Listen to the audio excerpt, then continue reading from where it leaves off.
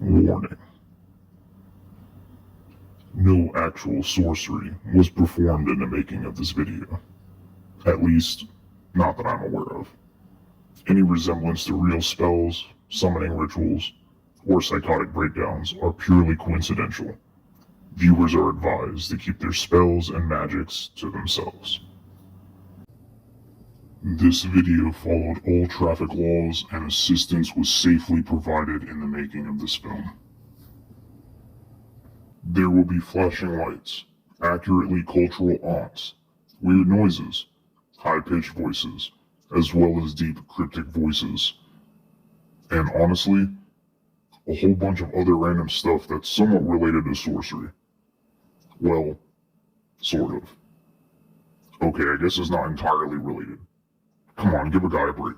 Content is content. Also. Yes, this is a sorcery video with actual gameplay footage. Life is short and can get busy at times.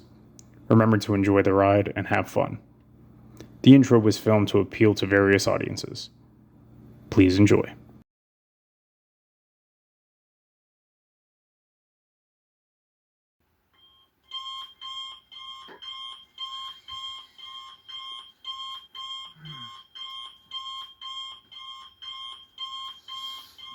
Okay.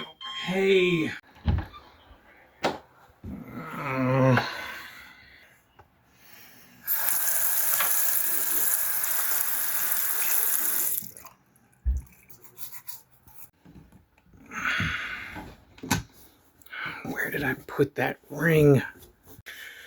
Forget it, it doesn't matter. Gotta do this stupid meeting anyways. 6 divided by 4. Jeff, is there anything else you need to add? I have stuff I need to add, alright. Yeah, I think that it would be smart for us to...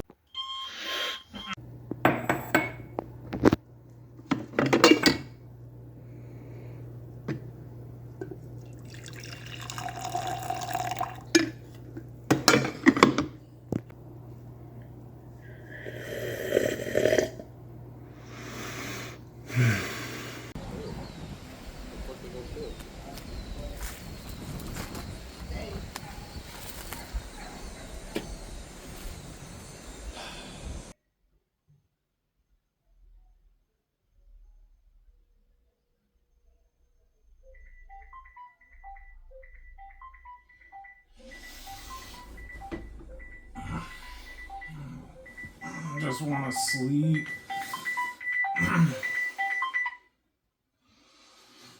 Edwin, what's up, buddy? I'm doing pretty good, man. Just finished a meeting and I had to do my homework assignment at the same time. What are you up to? Damn, man. I saw that sorcery article you wrote. That's almost some content, man. Thanks, bud.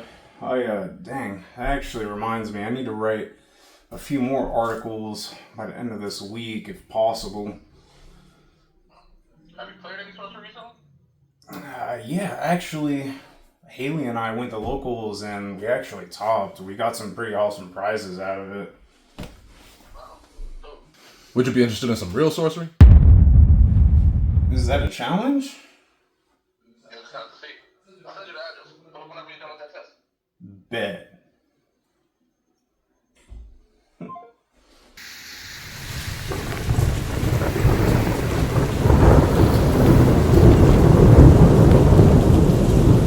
This looks like the place.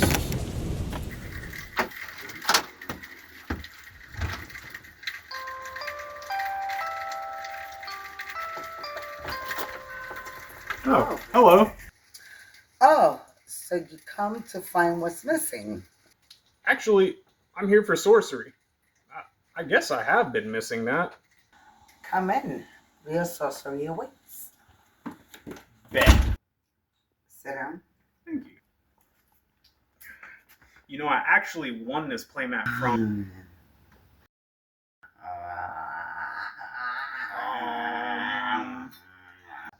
Hi, yeah.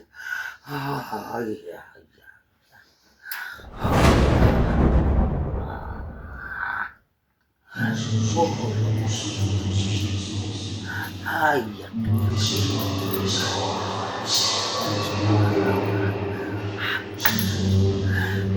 llama, llama, llama.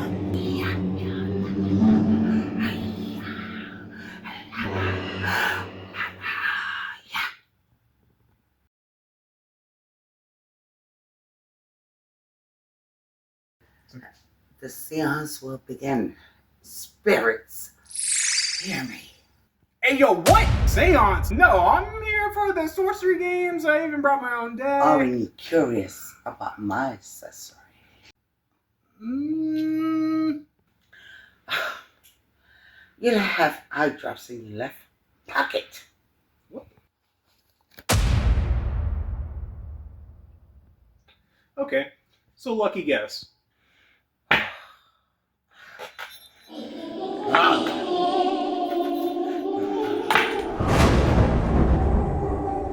We'll have 6 questions. Wait, you Jeff Rosado? Yep. The healthcare hero. Yep. The one in college? Yeah, unfortunately. Jeff Rosado? With the elementalist? I mean, yeah, everyone knows this. Actually, as a matter of fact, I have a question leading up to that. Will Elvira Shakarova herself make a new Elementalist AP? No,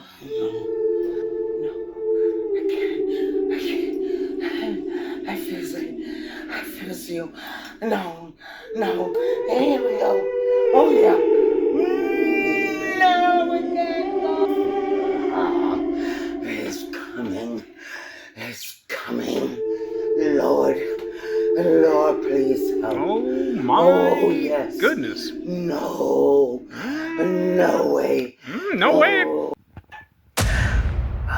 Beautiful piece. 6 out of 25. You will do well to bid if it goes to auction. Sweet. So I'm gonna win the auction? Yeah. No. What? So why would I bid if I'm not gonna win? Support, my dear. Oh, wait. I see. Eyes burning. Well, I actually have something for that. A king on a throne, controlling all mortals and seeks immortality. Okay, you lost me. And by the way, is that a crystal ball?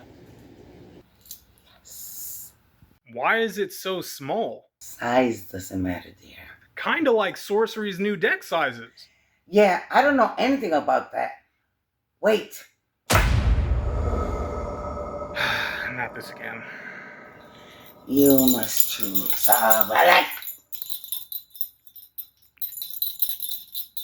Why? No more questions. Just choose. Oh wait, actually, hold on a second.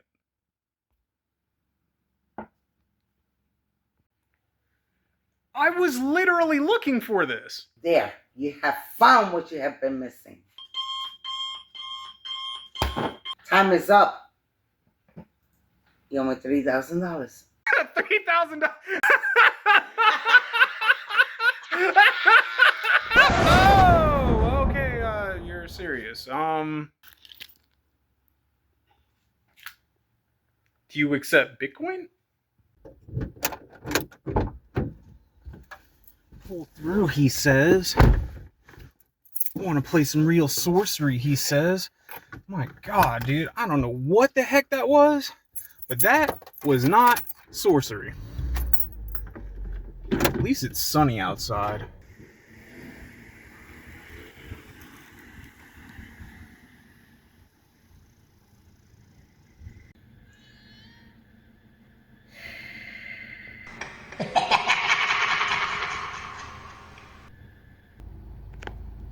What is this?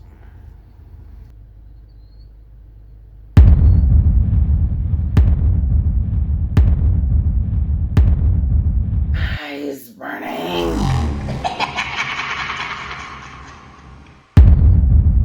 Ah! Oye, muévete, carajo, no sabes manejar, ¿cierto? Vete, ándale. Everyone's a critic.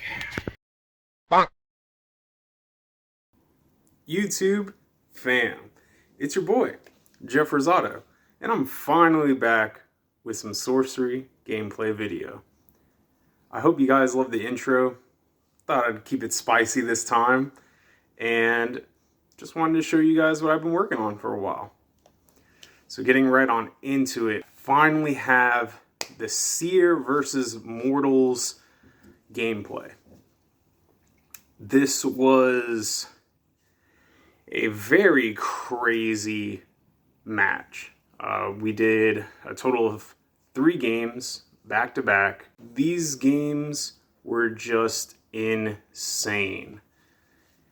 Right now we're just shuffling it all up. Today I am not going to have any background music. I just wanted this video to obviously be different, but I wanted you guys to actually focus more on the gameplay if you're here for that. So Alexander is leading up here with an Observatory. He's going to look at his next 3 spells, and he's going to rearrange them however he wants. You know, in these games, we're going to be looking at our top cards a lot. Obviously, Seer being the main avatar to do so. Every turn, Seer allows the player to look at the top card of either deck, and you can place that card on top or bottom. And right here, I'm going to go ahead and play a river, specifically a winter river, and I am going to leave that card on top. I'm also going to play an Amethyst Core, which is really sweet, just generating as much mana as I can. The Seer deck is a control deck, so some of its cards are a little slower to get out. So getting that early mana is very important. Speaking of which, Alexander is going to do the same thing here. He's going to go ahead and play Highland Princess and search out the Philosopher's Stone. It's a very good turn 2 for him. Now, on the following turn, he can play that Philosopher's Stone, and he can start generating a good amount of card advantage. I'm going to use Seer's ability here to look at the top card of my Atlas this time. It looks like I like all the cards on top, so I'm just going to leave them as is. I'm going to play a tower here, and that's really good because I believe on this turn I have 4 mana. And now I'm going to play Phase Assassin. Okay. So I guess the extra mana didn't really help too much, but nevertheless, I'm able to play out minions.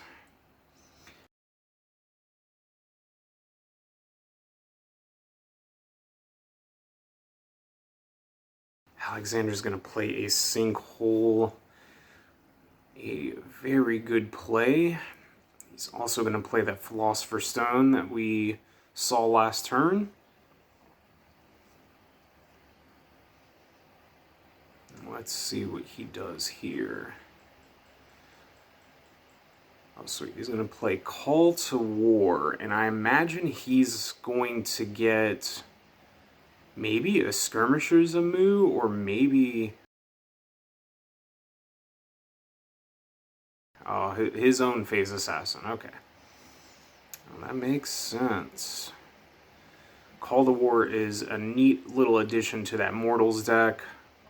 It basically allows him to search for an exceptional mortal minion, and also if he times it right, especially with the Immortal Throne, he can excel on the counters pretty well, and he can of course advance his game plan. So I'm going to be needing some mana here, so luckily I drew my own Sinkhole. But I believe this turn was a little tricky. See, I'm going to use the Phase Assassin to take out his Highland Princess, but I think I choose not to use the Sinkhole here. Just hope you don't have another Sinkhole. That would be nice, actually. I am going to draw Psycho. No way. No way, bro. Wow. Yeah, so I did not get lucky right there. See, my point of what I was trying to do was I was going to save my Sinkhole because I assumed I needed the mana for the next turn to play something powerful. So I didn't activate the Sinkhole right away, and bad luck has it, I just happened to mention that if Alexander were to draw a Sinkhole, it would put me in a very bad spot. And of course, he drew the Sinkhole, and he was able to destroy my Sinkhole before I was able to disrupt his mana sources. And of course, he plays a Phase Assassin in the Void, and it is looking pretty interesting. I'd like to think that we're fairly even right here, but I'm really low on mana sources here, so I'm gonna go ahead and play Tadpole Pool. Yeah, this is not really a great play for me. I don't have the 3 water threshold necessary to activate its Genesis ability, so I will be losing out on that. It is very unfortunate, but with the early mana destruction, I was just left with no choice but to play with what I could. Alexander's going to play a village here, which is great.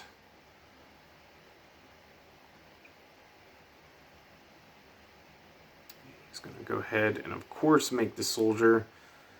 I feel as though most of the time you always want to make a soldier with a village. Of course, everyone's strategies are different, and most of the time you won't be able to initiate your strategies to the fullest. I mean, obviously in this game I was planning ahead, but I was just still falling behind. Yeah, I'm unfortunately stuck on drawing more sites here.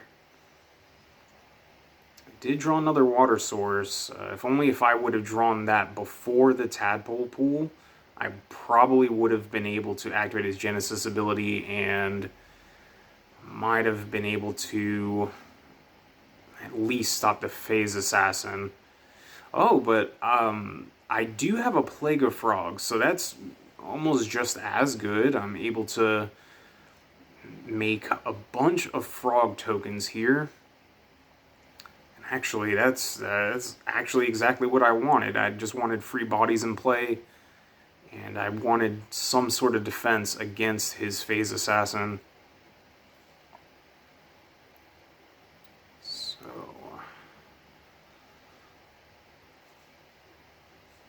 Alexander's going to play a tower. He's going to play a browse. So, a lot of card manipulation in this game. He has cards that searches through his deck, and of course, in the form of browse, he's able to pick a card from the top 7 of his spellbook and add it to his hand. And on my side, I'm using Seer to just kind of manipulate my draws as best as I can. I haven't really been able to control them too much. I have been satisfied with most of my draws. And here, Alexander's going to play a really good minion. He's going to play Crown Prince. Good card. Good card. Oof. Lightning Bolt on top of that. Getting rid of my Phase Assassin, which is unfortunate. And of course he's going to declare an attack. It looks like I'm going to possibly block with one of the frog tokens.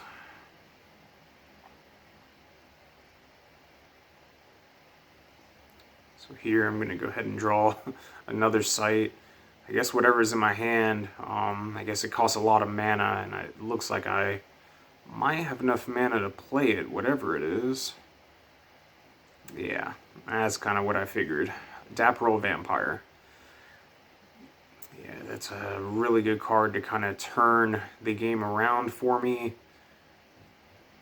And I'm not going to fall for that lightning bolt again. I'm going to move some frogs up, so in case he happens to deal damage to my Daperyll Vampire, I can use the frog tokens to at least minimize the chances of that lightning bolt hitting my Daperyll Vampire.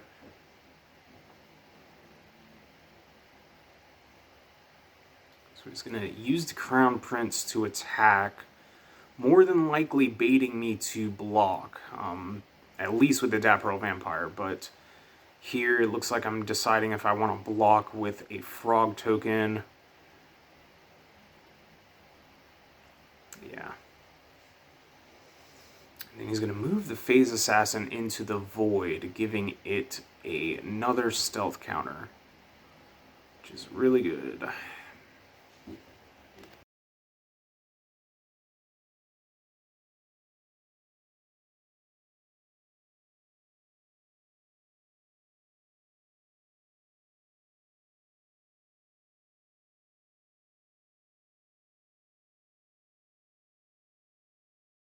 Play a tower, see if I can gain an advantage with it. So far, all the sites that I've played this round, I have not been able to use them to their utmost. I wasted 1 mana with the first tower. I wasn't able to make the tokens off the Tadpole Pool. And right here, I do play another Daperyll Vampire, so at least that's another body in play, and it's a really nice body. Alexander's going to play a site. He's going to use his foot soldier to attack my site for 1 damage. And then he's going to recast the Crown Prince. Crown Prince is a really sweet minion. Honestly, when I was facing up against Alexander in these matchups, I gained an appreciation for a lot of the mortals that you normally don't see as much play with. And yeah, Crown Prince is definitely an awesome minion. As long as you have a mortal in play when he dies, his death right will add him back to the owner's hand, which is huge. So here it looks like I play a Boneyard. Alexander's going to bring back a Highland Princess, getting a core, but thankfully for me, I am able to get back my Phase Assassin.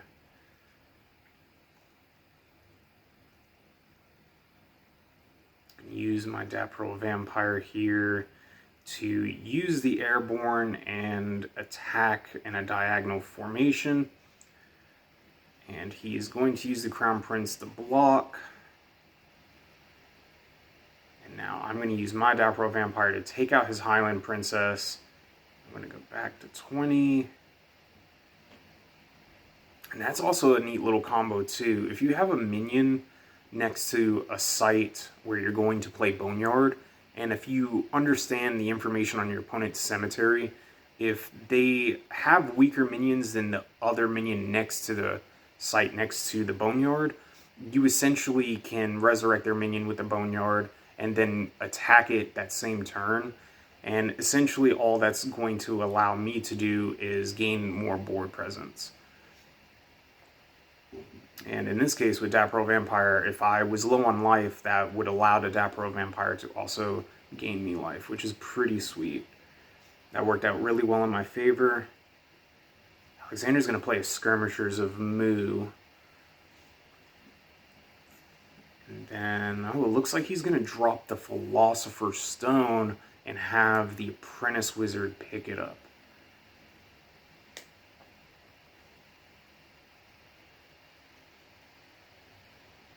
So it's a really nice benefit there.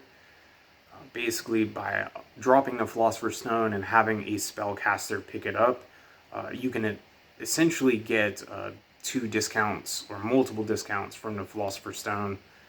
It's really sweet. It's going to attack with the Phase Assassin. I'm just going to take it because I have 2 Daperyll Vampires here.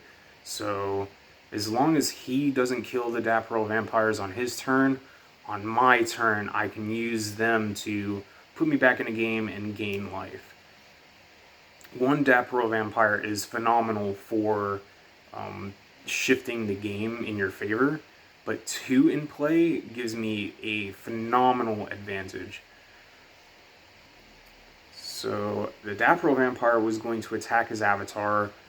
Actually, no, I think I specifically attacked the Apprentice Wizard because now his Apprentice Wizard dropped the Philosopher's Stone, and I'm going to use my Daperyll Vampire to pick it up.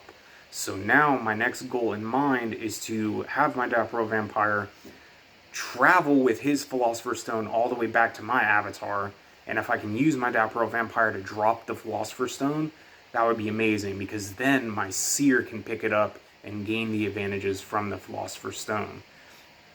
My Daperyll Vampire still has a long way to go before it reaches that point, but I am hoping that I can have some success in that plan.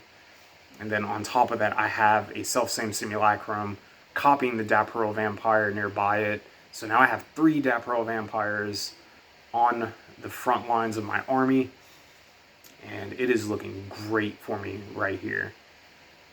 Anytime I can get a game where I play Daperyll Vampire, I always feel comfortable, but having 3 in play, oh man, there's no way, man. There is no way. So Skirmisher's a move, shooting a projectile, and then when he moves his avatar out of the way, he uses the lightning bolt to take care of the Daperyll Vampire. Unfortunate because I am forced to drop the Philosopher's Stone, but nevertheless, it required him to manipulate the board a little too much just to get rid of that 1 minion. And again, I have 2 more at my disposal here.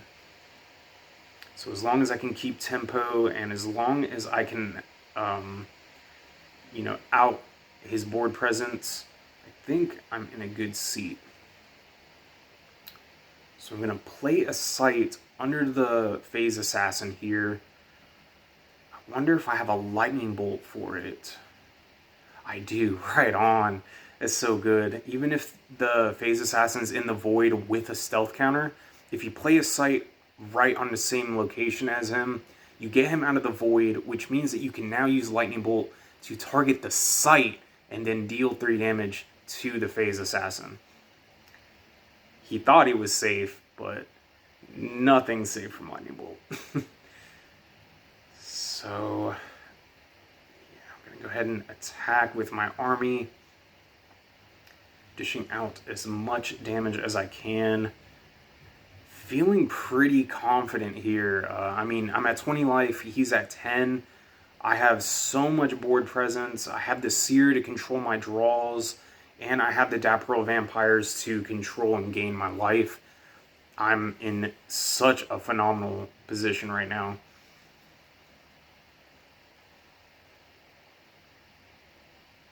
He's going to move his avatar back to pick up the Philosopher's Stone before I have any chances of doing so. It is definitely a smart strategy. He's going to use Call to War, and having these search spells are really great, but they also leave a moment of vulnerability in terms of mana. See, if you don't count your mana correctly, and if you don't have enough for a follow-up, more than likely you can just search for a minion, but then you won't have enough mana to cast it. Thankfully, in Alexander's position, he does have quite a bit of mana. He also has the Philosopher's Stone. So I imagine he still has enough mana to do what he wants to. Oh, I forgot all about the Crown Prince. He's definitely going to play that, and yes, he does have enough mana to play the Skirmisher's a Moot on top of that, which is great for him.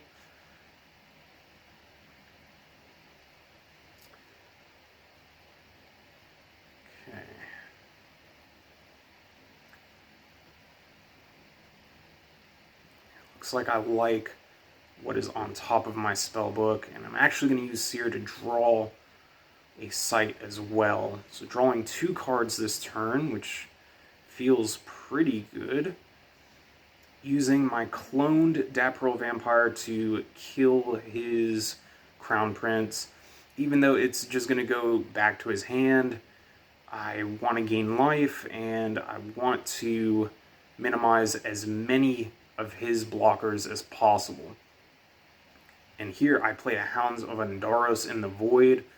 Oh man, nothing is safe from those elite beasts. And you'll see soon, they are very, very powerful in this matchup. We can all agree that Voidwalk is just such an awesome mechanic. I remembered when Alpha first came out, I thought Voidwalk was going to be the stuff of legend, and I thought it was going to be the most broken mechanic.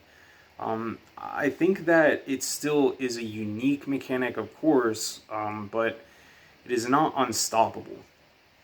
Now here, Alexander plays the King of the Realm, gaining control of all mortals in play, which does mean my Phase Assassin, so he will gain control of that. I'm unsure why I untapped the Phase Assassin, maybe I just forgot, but since he has the control over it, it will not untap on my turn. Oh, okay, I make that correction right there, which is sweet.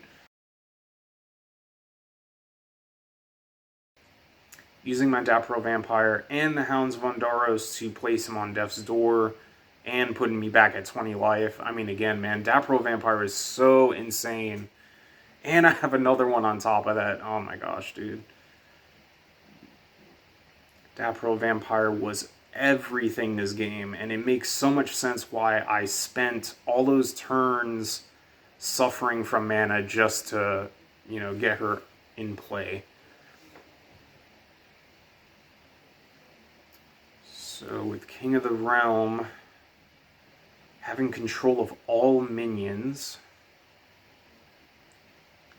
it's going to be a pretty interesting turn. You know, now that I think about it, maybe that's what the Psychic was trying to warn me of. A king controlling all mortals seeking immortality. I don't know. Maybe I'm just crazy. Alright, Alexander's going to dish out that Crown Prince and getting rid of my Daperyll Vampire. Oh, because he used the Skirmishers of Mu to shoot a projectile, and because of the King of the Realm, it boosted the Skirmishers' power, and that was enough to kill the Daperyll Vampire. So, okay, he is building up a pretty solid defense here. He's definitely putting up a fight, and King of the Realm is certainly a relevant card in this matchup. You'd be surprised how many mortals people are playing, and even gaining control of a few of them in play with King of the Realm could spell disaster. So I'm just very thankful that I had the Daperyll Vampires to give me life this game. Alright, let's see if Seer can take it home. I'm going to untap all the minions I control. Use Seer's ability. Looks like I'm deciding whether or not to put it on top or bottom. Okay, I like what I'm seeing, so I think I'm going to draw. Use Seer's ability to draw a sight as well. Oh my goodness, dude. Selfsame Simulacrum was so huge. So I was thinking about copying Daperyll Vampire, but instead I'm just going to copy the King of the Realm. And since the second King of the Realm takes precedence, I will actually gain control of all mortals in play and then giving them an extra boost, which means that Alexander's avatar was just wide open for a line of fire there. And that's going to be it for game one. So that was a really sweet first game. It was very annoying to manage against what Alexander's sights were able to do. Like, those sinkholes were really putting me back. And then him playing the Phase Assassin, like, certainly put me under pressure. But once I started getting those Daperyll Vampires out and I started, like, regaining my life, there was just no way, man. Like, again, 1 Daperyll Vampire is enough to turn the tides of the game. But 2, even 3, there's just no way, man. Alright, guys, so that was it for Game 1, and I will see you in Game 2. Alright, guys, we are back with Game 2. You know, guys, I've had a lot of time to really evaluate where my position in Sorcery is. You know, with college, work, and just life itself, it really has been challenging to provide excellent content to everyone, let alone content that appeals to multiple viewers. See, I made a poll in the Facebook community group asking everyone what they'd like to see in Sorcery videos. I actually got a healthy amount, but gameplay was for sure the answer that came up the most. So I, do my best to provide as much gameplay as I can. The intro I provided was just something different. My YouTube channel is Jeff Rosado. That's obviously me, but I don't want it to just be solely Sorcery gameplay, So in the future, I might get creative and make more things happen. But I'm certainly happy with providing you guys different content, even with Sorcery, I think that Sorcery provides us an opportunity to really bond with players, as well as the artists and even collectors throughout the game, So being able to have that bond with everyone is phenomenal. And being able to provide everyone different content every now and then, it makes me feel like all this hard work is worth it, So I hope that you guys appreciate my little extra hard work there. Getting back into the game here, it looks like it started off with a river again. I do have a few of those in the deck, so it seems legit. Alexander is going to lead up with a turn 2 village, making a soldier token here.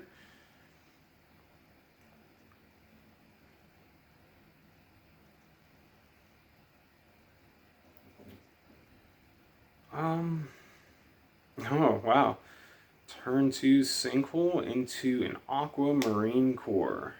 This is starting to look very similar to the first game, only except this time I'm actually going to fire off that Sinkhole, and I'm going to hopefully put Alexander back a turn.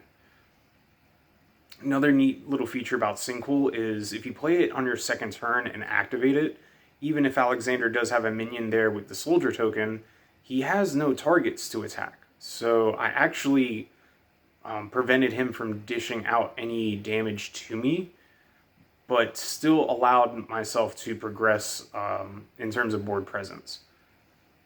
And he could have had the opportunity to just move the soldier to that rubble space, but I guess he decided not to.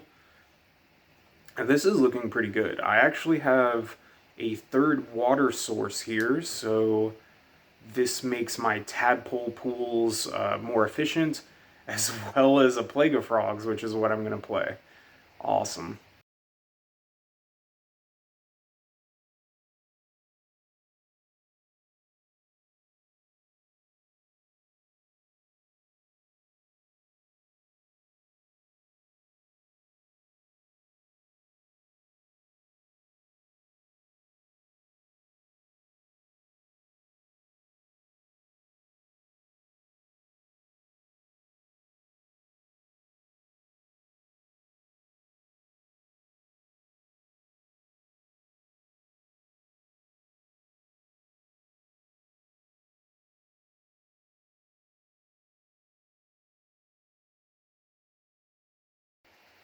Alexander's going to play a Sinkhole and an Apprentice Wizard. My goodness, that is value right there. He's going to attack me for 1. I assume he's going to, just use the Sinkhole. And what's crazy is that the Apprentice Wizard drew him a spell, but it's also on the Geistwood, man. So that was a very good value play right there. I finally decided to get the Rubble tokens out. I've been lacking there and just flipping my sites upside down. Alright. Let's see what this turn will present. Oh, here's a nice little trick that I've started. I'm surprised I didn't do it last game, but I place dice on top of my deck to symbolize that I know what it is, or at least I should have some sort of inherent memory of what that card is, due to the fact that Seer allowed me to see that card. So even though I looked at the top card of my spellbook, I drew from my atlas, and now I should be able to know what my next spell is. It's always nice just to have little helpful reminders.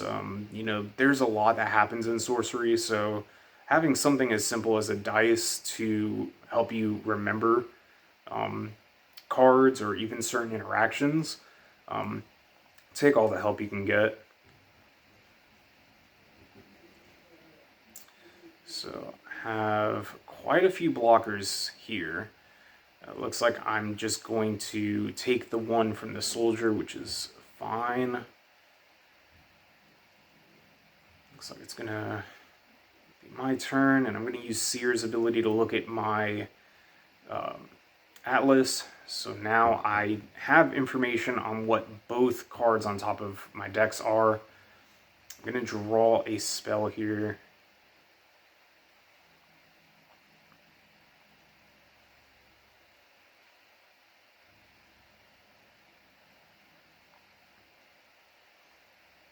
I'm going to play a tower. So I have 5 mana here to play a Daperyll Vampire, which is really good. I hope it's not going... I hope it's a good idea to place it in that site location, only because if he has some way to Lightning Bolt or double Lightning Bolt, if I would have placed it where my frogs are, he would have had a significantly harder chance of shooting down the Daperyll Vampire. But it looks like he's just going to play a Skirmishers of Mu, which is just fine. Using the soldier to attack. And now, if you guys were wondering why I didn't block with Daperyll Vampire, I'm very patient. See, sometimes if your opponent attacks, if you just react to defend most of the time, your opponent could have a follow-up. And so, for example, if I would have blocked with a Daperyll Vampire, it would have taken 1 damage from the soldier, which means that now he has enough damage to use a Lightning Bolt to finish it. But if I waited for my turn, the Daperyll Vampire could always still strike the soldier whenever I'm ready. Sure, it'll take the 1 damage, but since it's my turn, I don't have to worry about my opponent having a follow-up play, such as Lightning Bolt, to kill the Daperyll Vampire. So that's something that's very important. You know, be patient with your defense and your blocks, but also keep in mind that your opponent can only play on their turn. They can't play on your turn. So play a Highland Princess, getting a Philosopher's Stone, and I have the infamous Sinkhole. I'm going to try to use it to my advantage here. I assume I'm going to just get rid of the Geistwood.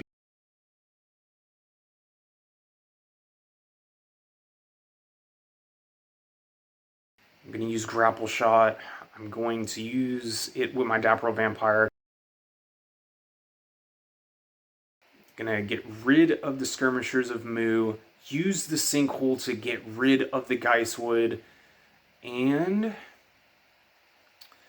I assume I'm just gonna use the Daperyll Vampire to kill the Wizard now that it's out of the Geistwood.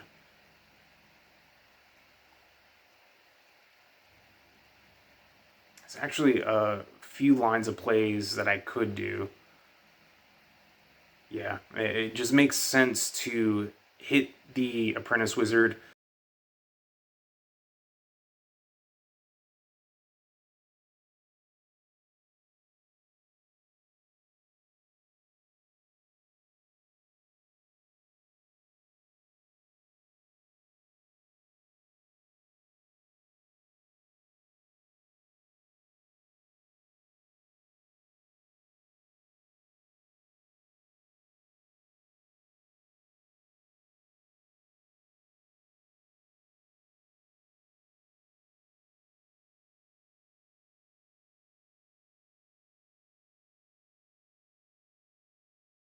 Now he's going to use Earthquake. Earthquake is a very powerful spell, so he's going to rearrange essentially 4 locations, and he's going to burrow every minion and artifact on top of the sites that he moves around. So since my Daperyll Vampire was unfortunately on a non-water site, it would be burrowed from the Earthquake. Which, you know, that's also kind of a downside too when you're prioritizing board presence and getting rid of your opponent's minions for that sake. Because now, for example, he was able to use the Earthquake, and I didn't really get a full amount of advantage from my Daperyll Vampire. But nevertheless, I was able to minimize his board presence as best as possible. And even if he did have a removal, you always still want to take the best route. And I felt as though getting rid of his board presence was certainly the best route. Seer manipulating the top card of my spellbook. I'm just going to put it on bottom. I guess I did not like that card. And then I chose to draw from my Atlas. I don't think I have any sights in my hand, so replacing that rubble was pretty important. So I'm just going to move my Highland Princess up. I'm thinking maybe I should have traded one of his soldier tokens with the Highland Princess. I guess we will see if that is a relevant play or not.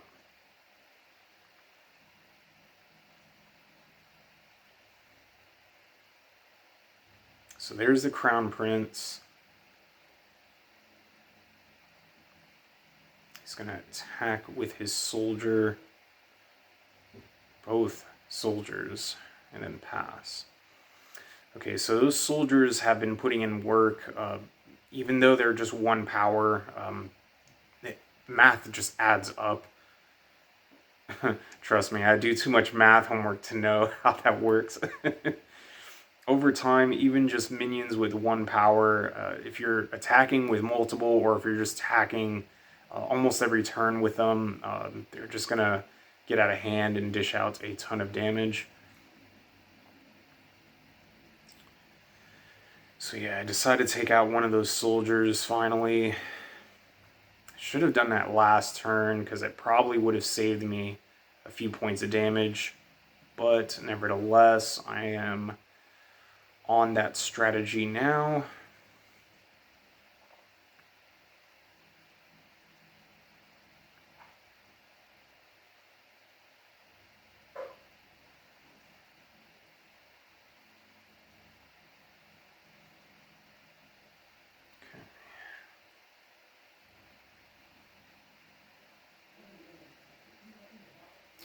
Oh, wow, he's going to play a Royal Bodyguard with the Crown Prince, and it's in a pretty good spot, actually.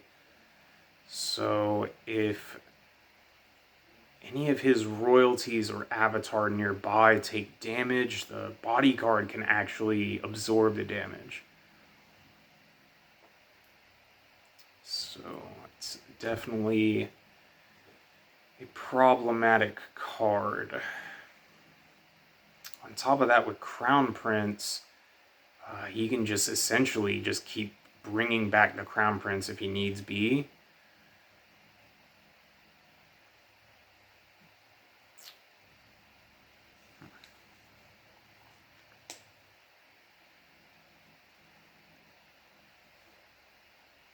Nice. So I'm going to use the Floodplain to flood his windmill, and then I use Stormy Seas to get rid of the Royal Bodyguard, submerging it, which is really sweet. Floodplain is really good with Stormy Seas. Doesn't matter if your opponent plays water sites or not. The Floodplain will always guarantee that you have sites to flood, and then the Stormy Seas can, potentially give you a good amount of advantage. Unfortunately, his minions were pretty spaced out, so I guess I couldn't get rid of multiple targets. But nevertheless, I got rid of a very important one.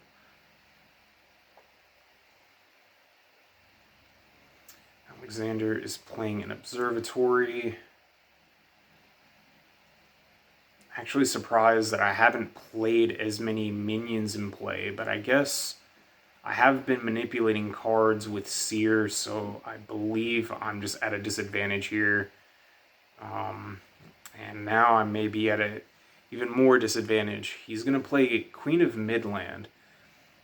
And so now Queen of Midland, if I happen to draw a card, and if I happen to have more cards in my hand after I draw that card, Alexander can draw a card. So I do believe I will have more cards in my hand by the time I decide to draw. I decided to take one from the Foot Soldier, but there's no way I can afford to take damage with that Crown Prince in play. So looks like I'm going to put that spell on the bottom. Or maybe I'm not. Okay. Guess I'm going to think. I guess it is going to be what I'm going to draw. And then Alexander's going to draw from the Queen of Midland. I unfortunately have more cards in my hand than him. Interesting. So I play a Lighthouse, play an Apprentice Wizard to draw. But I believe because I played two cards, both the Lighthouse and the Apprentice Wizard, from the time that I drew the spell off the Apprentice Wizard's ability, I think I had the exact same number of cards in my hand as Alexander. So that means that he wouldn't draw the extra card from the Queen of Midland. Or at least I'm pretty sure that's what happened. I can't see our hand count fully, so it's hard to say. Yeah, so that's very relevant because he did have a mixed Terra that he was holding on to, and I was able to submerge that alongside the Queen of Midland. Color out of space is really good, but all forms of power come with a price. And the color out of space's price is the fact that it's a water site because it provides water threshold. So that is really sweet and very relevant because I'm able to get rid of two cards with that Stormy Seas. Now, because we have our sites all stacked up, he's at a good point now where he can play Sorcerer's ability to start drawing him spells. And then, yeah, on top of that, he has the Highland Princess fetching out the Philosopher Stone. Yeah, that seems like a good amount of value to me. Oh man, and a Call to War. My goodness. Yeah, he's able to search out some pretty good stuff here. And it looks like he's going to go for a Phase Assassin, which makes total sense.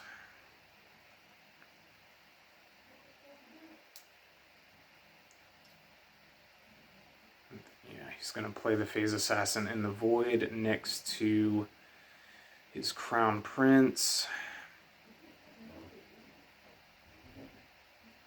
Wow, he still has that Foot Soldier token, which is crazy to believe. Like, I mean, That one token has put in so much work, and I unfortunately just let it happen. That's why it's very important to get rid of your opponent's board presence, because even the smallest minions can add up. I decided to take the 1 damage from the foot soldier again. I'm really unsure of what I'm planning here. I probably should have used the Apprentice Wizard to just block the token. And of course I used the frog to block the prince. So we will see what I have planned this game. Oh, interesting. I decided to use Seer to attack the token. I did have to take 1 damage in the process. And honestly, I don't even know if that was a smart decision. I think it just would have been better if I used the Apprentice Wizard to block the token. But nevertheless, you're going to move forward. Gosh, Alexander having another search spell in the form of Call to War. And it looks like he's going to get a Skirmishers of Mu. Yeah, that's really good. And he hasn't used Sorcerer yet, so I imagine he's just going to use his avatar to start drawing cards.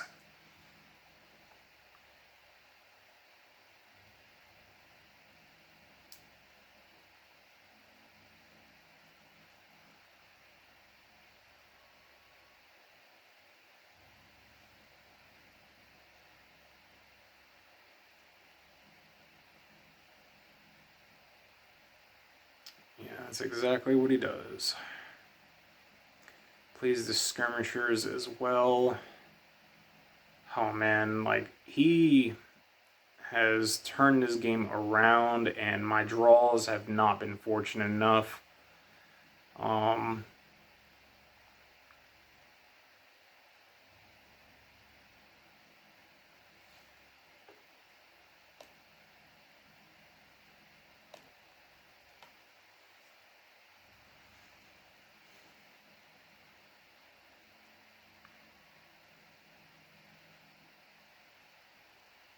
Okay, let's see if Seer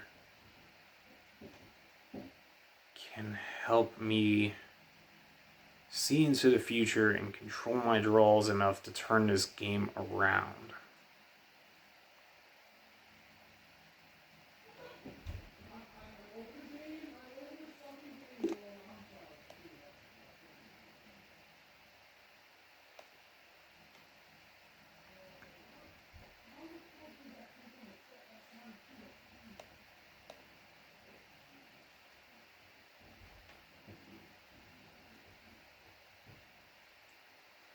So I think that's a pretty good situation to be in, and now I have a Phase Assassin.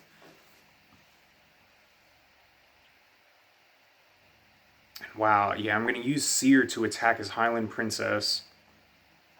I'll take the 1 damage, but at least his board presence is diminishing. And I do have frog tokens here to defend if need be.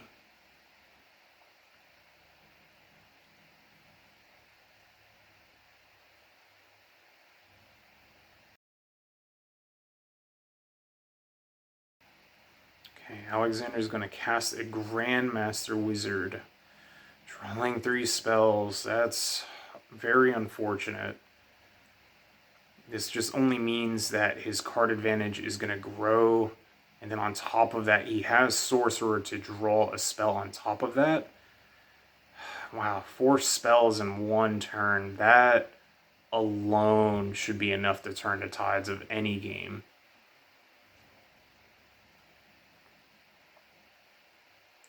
So it looks like he was... Oh, I guess that would make sense. I think he was trying to use his Crown Prince to slam into the Skirmishers of Mu. And because he controlled Immortal, he would just get the Crown Prince back. But I blocked with the Frog token and excluded my Skirmishers copy out of combat. So that allowed my Skirmishers to survive. And I believe that's going to be very huge, because now I can use the skirmishers to attack, and I'm going to try and shoot a projectile.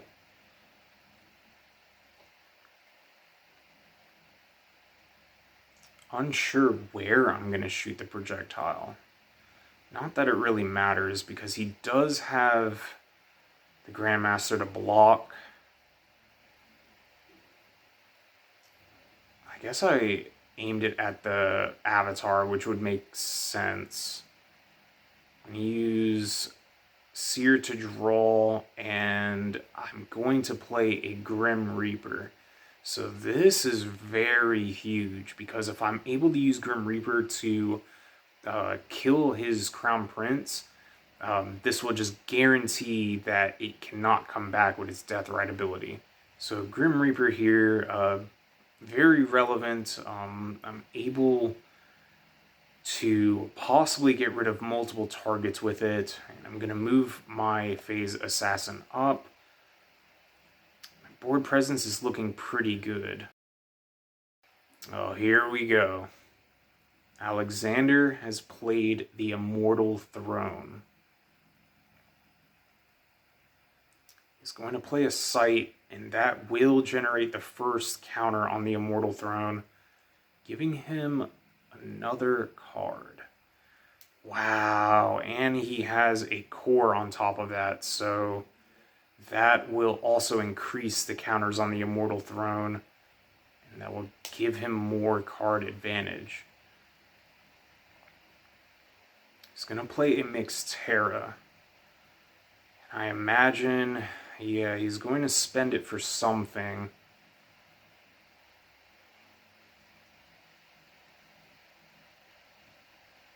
Oh, he's going to use it for Earthquake. Oh, man. Yeah, it's pretty good.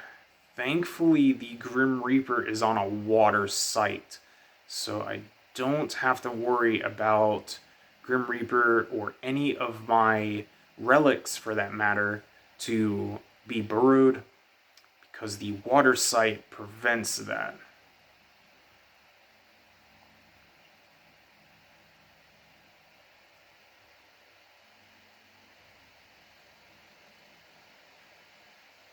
Interesting. So he's going to use the Crown Prince to move, and he's not going to attack. Oh, man. Lightning Bolt. So that will trigger the Immortal Throne, and if he has good luck... Okay, he hit my Avatar and not the Grim Reaper. I guess that's okay. I feel like no matter what he hit, it wouldn't put me in a good position. Interesting, he moves the Phase Assassin up. I was expecting him to actually... Well, I guess it would make sense to move there, because that site is undefended. So I would have no choice but to take the attack. Getting really close here. It's unfortunate how this game turned out. I felt as though I had a good amount of card advantage. I had a sufficient amount of mana. I just did not have what it takes to maintain a board presence here. So use the Lightning Bolt to get rid of the Phase Assassin, and then Grim Reaper finishing off the Crown Prince. I believe he had no more mortals in play, so the Crown Prince would get banished from the Grim Reaper. Although, he does play a Phase Assassin, which will trigger the Immortal Throne, giving him more card advantage.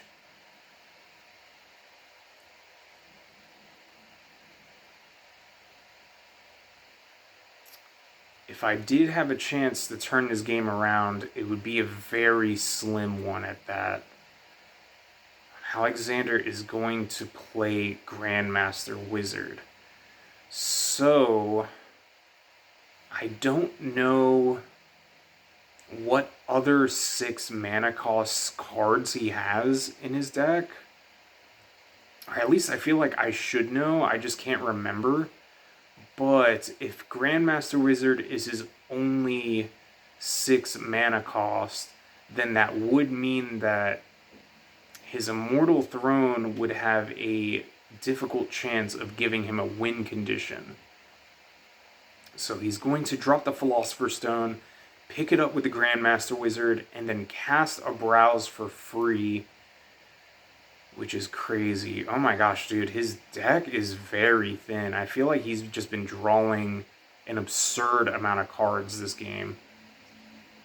There's just so many like good cards. I mean, he has Call to War to search out mortals. He has the Immortal Throne to draw cards. He has, of course, his Avatar and his Spellcasters to draw more cards.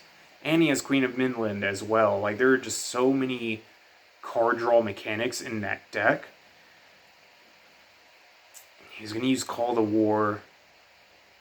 I believe he does get the discount because the Grandmaster Wizard has not cast an Earth spell. And he's going to search for Skirmishers of Mu, which is going to be his 4-drop.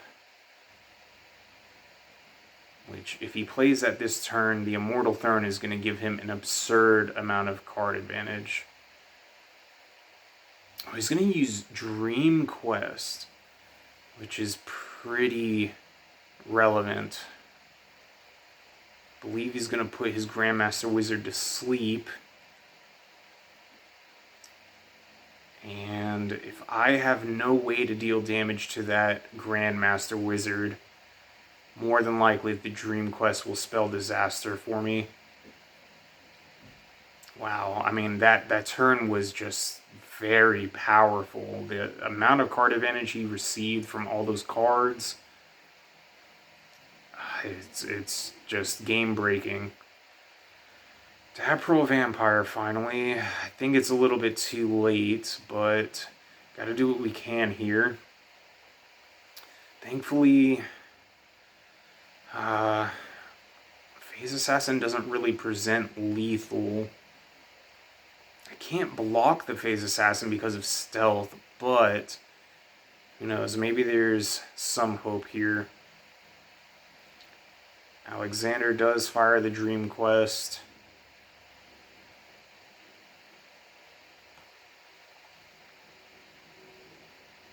He's able to draw a card for turn.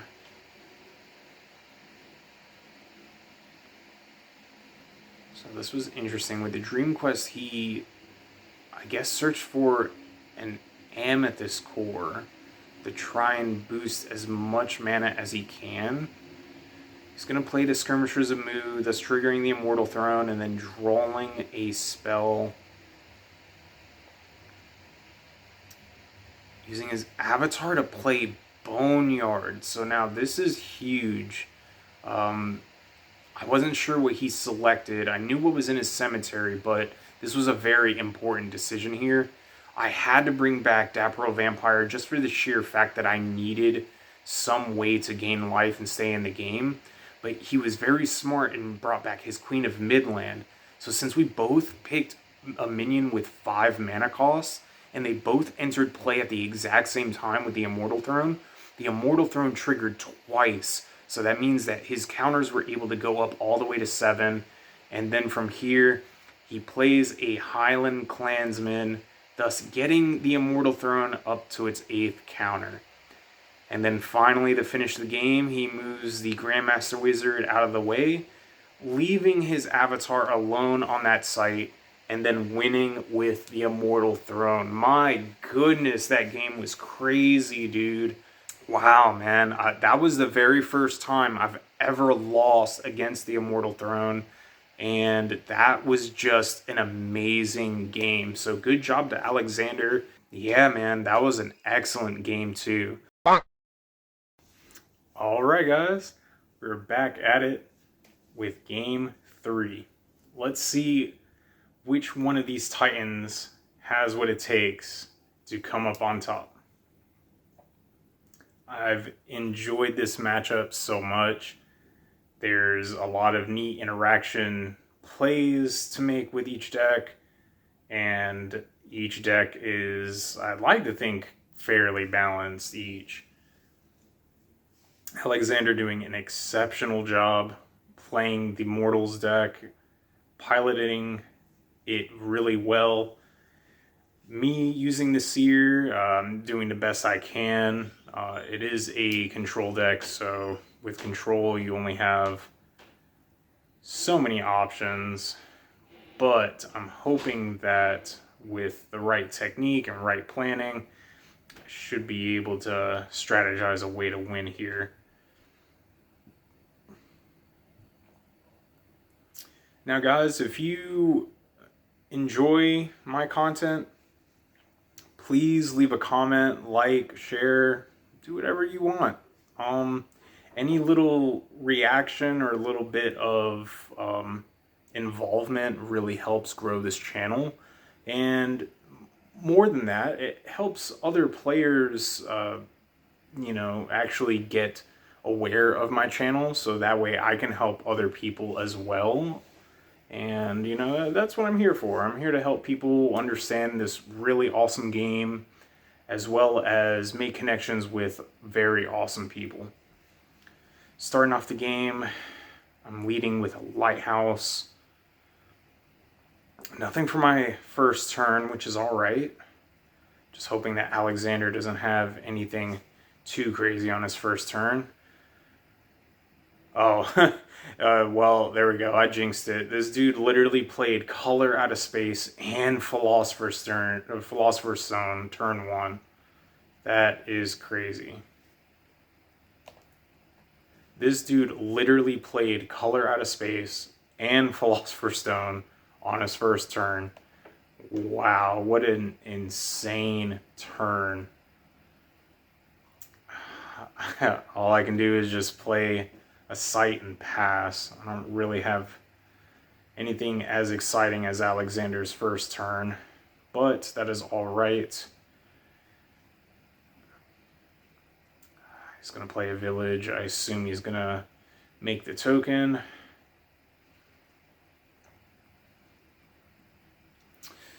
Yep, call the war. He's going to go ahead and search an exceptional mortal. And he goes for Phase Assassin. Phase Assassin's pretty good.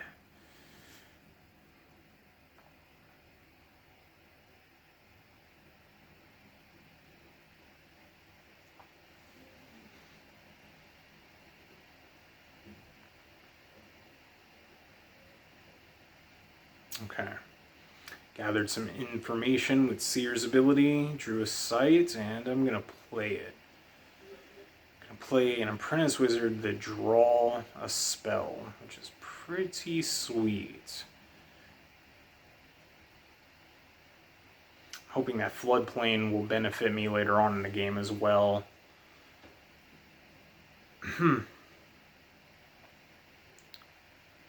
Looks like Alexander's going to play the Geistwood into an Apprentice Wizard.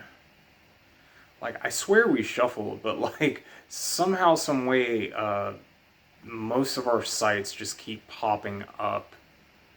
And that's just a very good combination of any Genesis ability and the Geistwood. It's just so good. And then he's going to lead up with a Phase Assassin because he had a Mix Air.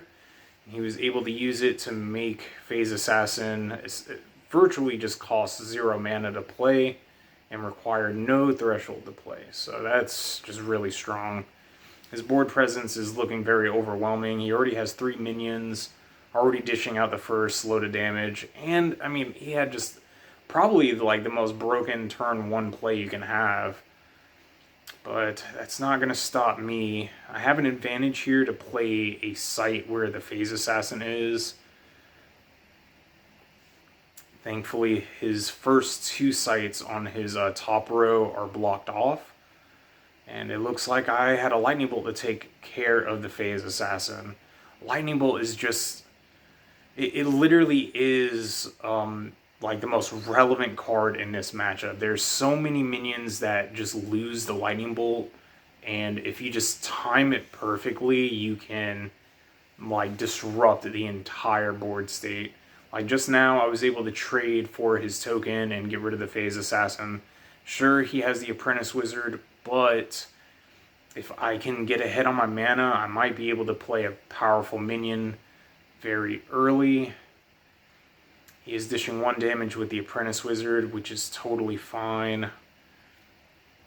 And of course he made another soldier. Alright, before he gets too carried away, I will play a Mirror Realm here. And then I'm going to play a Daperyll Vampire on top of that, which is perfect. That's what I was trying to race out with my mana. He's going to put the Apprentice Wizard back on the Geistwood. And he's going to go ahead and play a Sight. Plays a Queen of Midland. Okay, so I feel a little bit more comfortable now that he doesn't have an answer for the Daperyll Vampire. He is going to strike for 1, which is totally fine. I believe I'm going to draw... I guess he actually didn't have more cards in his hand than I did, so I guess the Queen of Midland wasn't super relevant here, especially since I had a Grapple Shot to shoot a projectile straight into the Queen. So now my Daperyll Vampire was able to dispatch that Queen and strike his Avatar, bringing my life total up, and I was also able to play a Deep-Sea Mermaids to draw the bottom card of my spellbook. Looking pretty good right here. This is what I was hoping for. Even if he has some sort of out to the Daperyll Vampire, I'm not too worried. I'm especially not worried about Earthquake because that Grapple Shot was able to put the Daperyll Vampire on the color out of space, which as we know is a water site.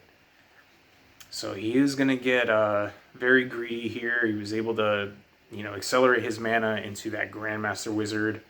So that's going to give him some more spells. Wow, and he even has a Mixed Terra, so he might use it this turn, or at least I imagine. Yeah.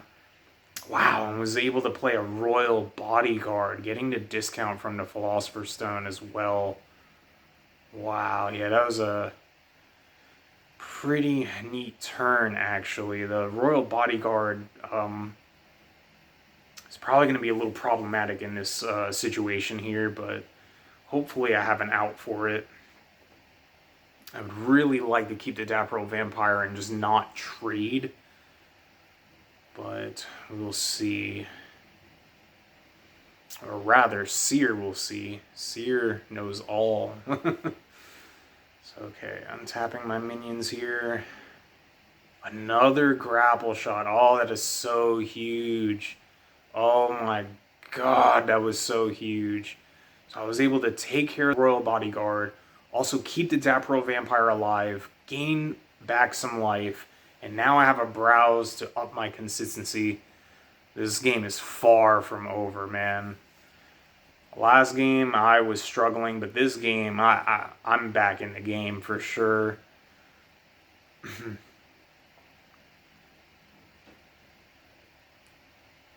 Let's see what I'm going to do next.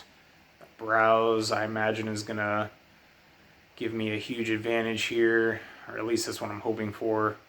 Going to move the Seer up. I attacked the Soldier, which was probably the smarter decision. Even though I take the 1, I still have the Daperyll Vampire untapped, and I can use her to strike his Avatar and then put me back up. So that was almost just like a free removal, using the Seer to just get rid of his token, and then just replenishing my life with the Daperyll Vampire. It was just so sweet. That Grapple Shot was so relevant, man. And already my opponent's already at 11 life, so I'm feeling very confident right now. Plays a Crown Prince, and even plays a Dream Quest on the Grandmaster Wizard. So wow, he has a really substantial setup right now. Thankfully, I took out a good chunk of his life total, because having those card advantages definitely makes his deck scary. He could top deck into something that could just warp the game's direction. But I'm hoping to just keep my momentum and do the best I can here. And play another Deep-Sea Mermaids, just draw as much as I can. I think actually, yeah, I used the browse to stack the bottom of my spellbook correctly. And that would allow the Deep-Sea Mermaids to draw me into something really good. So let's see what the Deep-Sea Mermaids was able to get me. Yeah, Daperyll Vampire is going to have to take care of the Crown Prince, but the Crown Prince is just going to go right back to his hand, which is totally fine. Speaking of toads, I'm going to make a few frogs. And yeah, even if he plays the Crown Prince, I think that's okay. He's going to have to spend a little extra mana just to play it out, so I'm not too worried about it. I am worried about the Dream Quest here. He was able to activate it, and I was kind of debating on whether or not if I wanted to somehow deal damage to the Grandmaster Wizard. But honestly, I'd rather him just have one really good card from the Dream Quest rather than killing the Grandmaster Wizard and then him just drawing 3 spells because of the Geistwood's ability.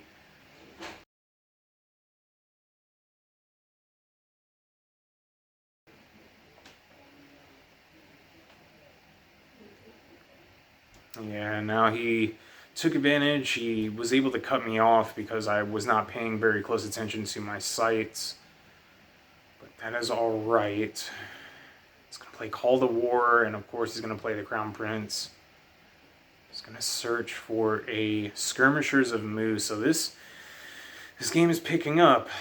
He's definitely been getting a good amount of card advantage.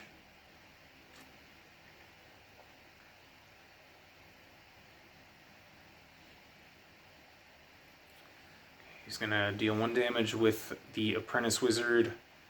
I'm alright with that.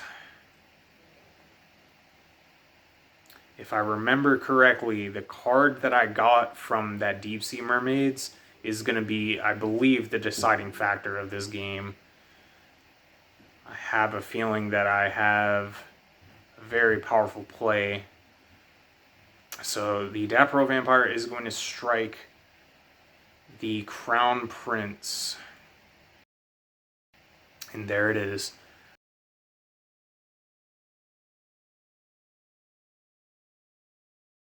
This was a big deciding factor. I play a Ruler of Thul, and I'm able to use every single minion at that site, including all of the 7 frog tokens that I made, and as well as my Deep-Sea Mermaids, and I put him on death's door.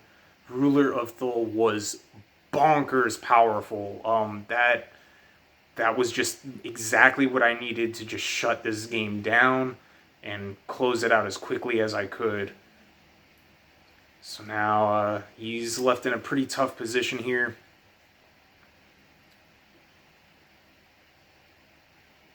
I'm at 20 life and he's on death's door. I feel like I'm on top of the world right now.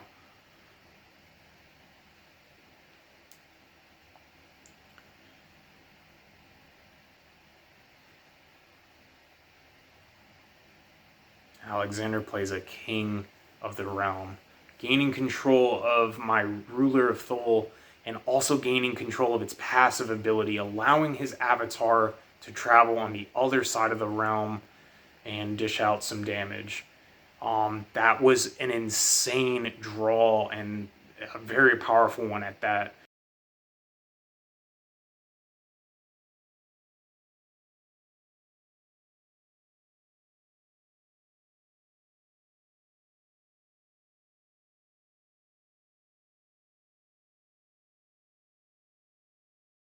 Now I have to find a way how to get across to the other side of the realm to deal the finishing blow. And since I don't have the Ruler of Thul under my control, I cannot attack from the other opposite sides of the realm. But if you know me, you know that I always have a plan up my sleeve.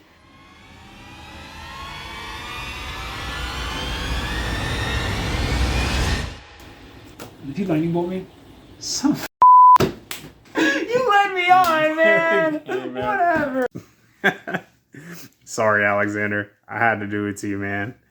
That was a phenomenal match. I mean, seriously, those were one of the best games of Sorcery I've ever played. And I'm just glad I was able to share it, not only with one of my closest friends, but with you guys as well. If you like this video, or if you like to see what I've been up to recently, definitely check out Lord of Itza's channel, as well as Mike Cervantes' channel at Collectors Our House. All three of us had an amazing live stream not too long ago, where we discussed Sorcery's new deck sizes, as well as some fun and interesting topics pertaining to Sorcery. Mike also gave me a wonderful opportunity to post an in-depth article on Sorcery's top tier decks. It would mean a lot to me if you would check out the live stream as well as the article, and I'll leave a link to both in the description below. Mike, thank you again for the opportunity. You rock, buddy. And thank you everyone for supporting this channel. Seriously, if it wasn't for each and every one of you, this channel wouldn't grow into the channel that it is today, and it wouldn't be able to provide goofy content as well as provide helpful, knowledgeable content for fresh new players as well as talented pro players. Again, if it wasn't for any of you guys, I wouldn't be where I am today, so I wanted to sincerely thank you from the bottom of my heart. And I want you guys to understand how important it is to me to have your support. Thank you guys so much. Continue to be you and continue to be the best version of you that you possibly can be. And of course, as always, have an awesome week. Yeah, and then you just invite me in. I gotta say the words again.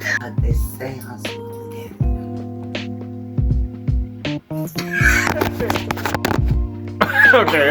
Okay, you lost me. Damn.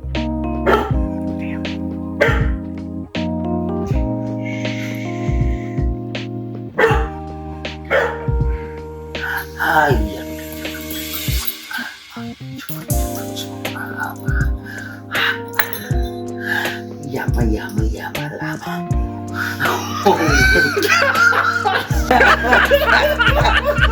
That's Yo!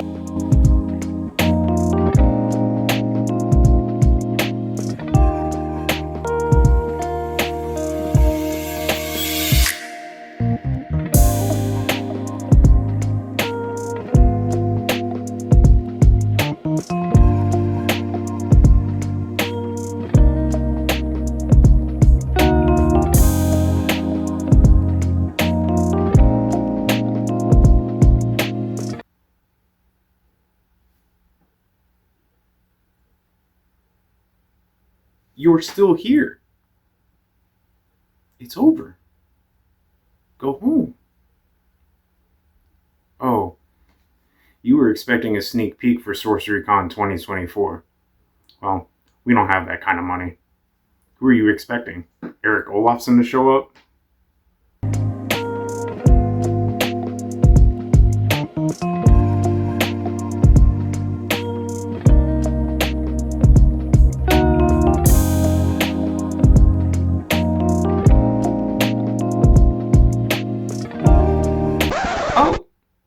But I can tell you one thing. Ordinaries destroyed my locals, and Elemental Throne might be a 60-40 deck soon. We are also going to have very special guest artists, and I mean every single artist from Sorcery. I'm talking Q&A, art competition, and you'll never know who we're going to bring on board next. You'll just have to wait and see.